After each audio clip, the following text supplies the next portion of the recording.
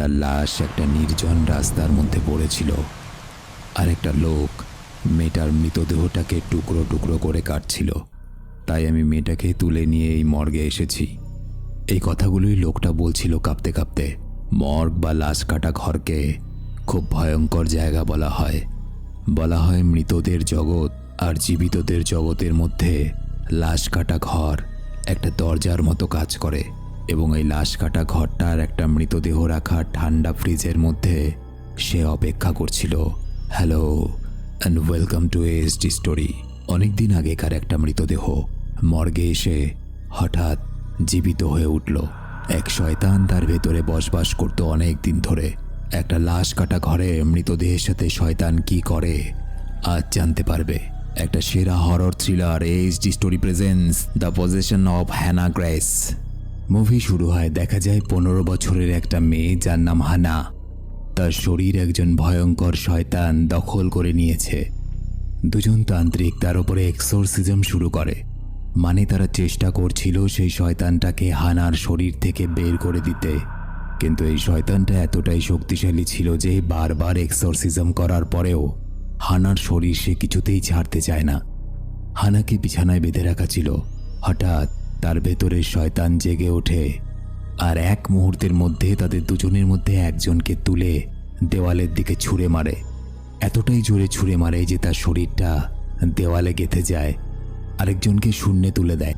কিন্তু তখন হানার বাবা সহ্য না করতে পেরে সেই লোকটাকে বাঁচানোর জন্য নিজের মেয়ের মুখে বালিশ চেপে ধরে, আর ধীরে ধীরে হানার মৃত্যু হয়। হানার মৃত্যু হয়েছে আজ প্রায় 3 মাস হলো। 3 মাস পরের দৃশ্য দেখানো হয় মেগানকে। মেগান বস্টন শহরের একজন প্রাক্তন পুলিশ অফিসার। তার প্রেমিক মারা যাওয়ার পর থেকে সে পুরো ভেঙে পড়েছে। ধীরে ধীরে ওষুধ আর মদ্যপানের ওপর নির্ভরশীল হয়ে পড়েছিল, আর এই কারণেই তাকে পুলিশের চাকরি থেকে সরিয়ে দেওয়া হয়েছে। তবে সময়ের সাথে সাথে মেগান অনেক চেষ্টা করে এবং নেশা ছেড়ে দেয়। যদিও মাঝে মাঝে মানসিক চাপ বাড়লে তার আবার ওষুধ খেতে ইচ্ছে করে, তবুও নিজেকে সামলে রাখে। একদিন সে বস্টন মেট্রো হসপিটালে তার এক বান্ধবীর সাথে দেখা করতে চায়। বান্ধবী এখানে নার্স হিসাবে কাজ করে। সে বান্ধবী হাসপাতালের একটা মর্গে তাকে চাকরির ব্যবস্থা করে দেয়। মানে আর কোনো জায়গা পায়নি, একদম লাশ কাটা ঘরে চাকরি। যাই হোক, প্রথম দিন তাকে একটা ডাক্তার সবকিছু বুঝিয়ে দেয় যে কিভাবে কাজ করতে হবে। মেগানের কাজ ছিল রাতের বেলায় নাইট শিফট। নতুন আসা মৃতদেহগুলোর ছবি তুলতে হবে তাকে, তাদের ফিঙ্গারপ্রিন্ট নিতে হবে এবং তারপর মৃতদেহগুলোকে মর্গের রেফ্রিজারেটরের মধ্যে রাখতে হবে। এটা কি? এটা হলো এমন একটা চেম্বার যেখানে মৃতদেহ রাখা হয় এবং সেই জায়গাটা পুরো ঠান্ডা থাকে, ফ্রিজের মতো, যাতে দেহের মধ্যে পচন না ধরে। এই কাজটা অনেকেই করতে পারে না, কারণ একটা লাশ কাটা ঘরে একা রাতের বেলায় কাটানো অনেক সাহসের ব্যাপার। মেগান সাহসী ছিল। হাসপাতালে তার এক সিকিউরিটি গার্ড ডেভের সঙ্গে ভালো বন্ধুত্ব হয়ে যায়। পরের দিন থেকেই মেগান কাজ শুরু করে। কাজ করতে করতে হঠাৎ মেগানের পুরনো ভয়ঙ্কর স্মৃতিগুলো ফিরে আসে। সে ভয় পেয়ে যায়, কিন্তু কোনোভাবে ওষুধ না খেয়ে নিজেকে সামলে নেয়। আসলে সে যখন পুলিশের কাজ করত তখন এক দুর্ঘটনায় তার প্রেমিক গুলি খেয়ে মারা গেছিল। মেগান তাকে বাঁচানোর অনেক চেষ্টা করেছিল, কিন্তু পারেনি। এই ঘটনাটা তার ওপর গভীরভাবে মানসিক প্রভাব ফেলে এবং এই জন্যই সে শুধুমাত্র ওষুধের ওপরই বেঁচে আছে। যাই হোক, সেদিন রাতের বেলায় বাইরে থেকে একটা অজানা লোক আসে। সে মেগানকে বারবার বলতে থাকে, দরজা খোলো, আমাকে ভেতরে আসতে দাও। মেগান পরিষ্কার বুঝতে পারে যে লোকটা তো এখানে কাজ করে না, তো এই লোকটা দরজা খুলতে বলছে কেন। সে তাড়াতাড়ি সিকিউরিটি গার্ডদের জানিয়ে দেয়। কিছুক্ষণ পর একটা সিকিউরিটি গার্ড আসে যার নাম জেকব, যার কাজ গাড়িতে করে মৃতদেহ নিয়ে আসা। সে হানার মৃতদেহটা নিয়ে আসে। মুভির প্রথমে যাকে তার বাবা বালিশ চাপা দিয়ে মেরে ফেলেছে, এবং মেগানকে বলে, আমি একা এটাকে আনতে পারবো না, তোমাকে বাইরে এসে সাহায্য করতে হবে। মেগান প্রথমে যেতে চায় না, কিন্তু উপায় না থাকায় বাইরে গিয়ে মৃতদেহটা নিয়ে আসে। আর ঠিক এই সুযোগে সেই অজানা লোকটা হাসপাতালে ঢুকে পড়ে। যদিও মেগান সেটা খেয়াল করে না। জেকব বলে, হানার মৃতদেহটা নাকি মাঝ রাস্তায় পড়েছিল, আর একটা লোক তাকে টুকরো টুকরো করে কাটার চেষ্টা করছিল ওই মাঝ রাস্তায়।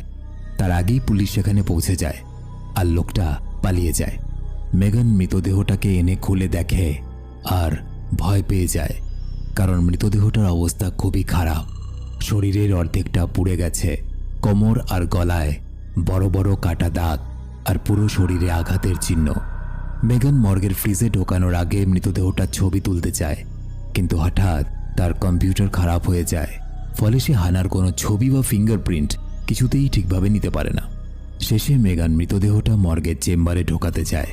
ঠিক তখনই হঠাৎ পেছনের অনেক জিনিস নিজে নিজেই কাঁপতে শুরু করে। যতবার মেগান মৃতদেহটা চেম্বারে ঢোকাতে যায় ততবারই একই ঘটনা। হঠাৎই সব টেস্ট টিউব এবং কাচের বোতল মাটিতে পড়ে ভেঙে যায়।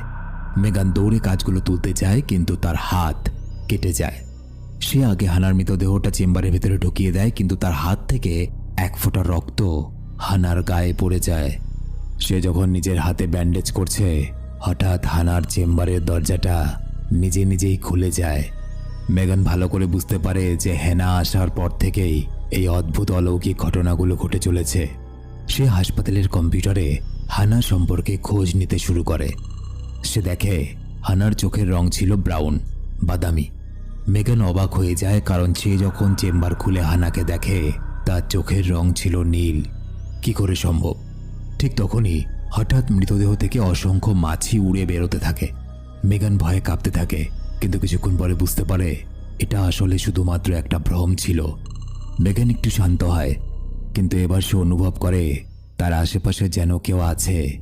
ধীরে ধীরে চারিদিকে তাকিয়ে দেখে হানার চেম্বারটা খোলা, আর ভেতরে হানা নেই। মেগান ভয়ে স্থির হয়ে যায়। সে দেখে সেই অজানা লোকটা যে লুকিয়ে হাসপাতালে ঢুকেছিল, সে হানার মৃতদেহ নিয়ে পালানোর চেষ্টা করছে। লোকটা হঠাৎই মেগানের উপরে হামলা করে, কিন্তু মেগান কোনোভাবে নিজেকে বাঁচিয়ে সিকিউরিটিকে খবর দেয়। মেগান দেখে লোকটা হানার মৃতদেহ নিয়ে সেই ঘরে গেছে যেখানে মৃতদেহগুলোকে পোড়ানো হয়। মেগান তাকে থামানোর অনেক চেষ্টা করে, এবং তখনই সিকিউরিটি গার্ডরা এসে লোকটাকে ধরে ফেলে। লোকটা চিৎকার করতে করতে বলতে থাকে, তোমরা ভুল করছো, কোনো একটা ভুল হচ্ছে তোমাদের। হানা মারা যায়নি, হানা এখনো বেঁচে আছে। মেগান আবার হানার মৃতদেহটা চেম্বারে রেখে দেয়, কিন্তু সে লক্ষ্য করে হঠাৎ মৃতদেহটা নড়ে উঠেছে এবং তার দিকেই তাকিয়ে আছে। তবে কি লোকটা ঠিকই বলছিল? হানা এখনো বেঁচে আছে? কি করে সম্ভব? মেগান ধীরে ধীরে কাছে যায় এবং দেখে সত্যি হানা হালকা করে শ্বাস নিচ্ছে। মেগান ভয়ে চমকে ওঠে এবং চেম্বারটা বন্ধ করে দেয়। একটা মৃতদেহ শ্বাস নিচ্ছে? সম্ভব? ঠিক তখনই তার বান্ধবী, যে কিনা নার্স হিসেবে কাজ করে, সে দেখতে আসে। নার্স বলে, তুমি ভয় পেয়ে গেছো, তোমার বাড়ি গিয়ে বিশ্রাম নেওয়া উচিত। কিন্তু মেগান জানতো সে যা দেখছে সবই সত্যি, তাই সে সেখানেই থাকতে চায়। এরপর দেখা যায় অ্যান্ড্রুকে। অ্যান্ড্রু একজন পুলিশ অফিসার, এবং একই সাথে সে মেগানের পুরনো প্রেমিক ছিল। অ্যান্ড্রু মেগানের সঙ্গে দেখা করতে আসে। মেগান হ্যানার যতটুকু ফিঙ্গারপ্রিন্ট নিতে পেরেছিল সেটা অ্যান্ড্রুকে দিয়ে বলে, এই মেয়েটার ব্যাপারে আরেকটু খোঁজ করো তো, কিছু সন্দেহ আছে। এদিকে হাসপাতালের সিকিউরিটি গার্ড ডেভ হঠাৎ কারোর উপস্থিতি অনুভব করে। সে হানার চেম্বার থেকে অদ্ভুত সব শব্দ শুনতে পায়। চেম্বারটা খুলতেই দুটো ভয়ঙ্কর হাত তার মাথা চেপে ধরে এবং তাকে ছুঁড়ে ফেলে দেয়। সে অশুভ শক্তি ডেভকে শূন্যে তুলে সোজা চেম্বারের ভেতরে ঢুকিয়ে দেয়। এই ঘটনার কিছুক্ষণ পর মেগান বাথরুমে কিছু অদ্ভুত শব্দ শুনতে পায়। সে দরজার নিচে তাকিয়ে একটা বল দেখতে পায়। হঠাৎ একটা পোড়া হাত সেই বলটা টেনে নিয়ে যায়। মেগান ভয়ে চমকে ওঠে। সে বুঝতে পারে না যে সে যা দেখছে তা কি সত্যি নাকি শুধুই ভ্রম। ঠিক তখনই সে ফোন করে মেগানকে জিজ্ঞেস করে, তুমি যে ফিঙ্গারপ্রিন্টগুলো দিয়েছো সেগুলো কার? মেগান বলে, কি হয়েছে? সে বলে, এটা যার ফিঙ্গারপ্রিন্ট, সেই ফিঙ্গারপ্রিন্টগুলো কিন্তু খুবই অদ্ভুত। দেখে মনে হচ্ছে এটা যার ফিঙ্গারপ্রিন্ট সে 3 মাস আগেই মারা গেছে। মেগান জানায় এটা হানার ফিঙ্গারপ্রিন্ট, কিন্তু অদ্ভুত ব্যাপার, হানা যদি 3 মাস আগেই মারা গিয়ে থাকে তাহলে শরীরটা এতদিন বিনা পচনে কি করে আছে? অর্থাৎ মৃতদেহটা 3 মাস হয়ে গেল তবুও কেন পচে যায়নি? যাই হোক, এরপর মেগান নিজেই আরও খোঁজ করতে থাকে এবং খোঁজ করে জানতে পারে হানার উপরে নাকি এক্সোরসিজম করা হচ্ছিল, আর সেই এক্সোরসিজমের সময় তার মৃত্যু হয়েছিল। মেগান যখন আবার হানার মৃতদেহটা দেখতে যায়, সে একটা অদ্ভুত জিনিস খেয়াল করে। হানার কোমরে বড় আঘাতটা হঠাৎ করে উধাও।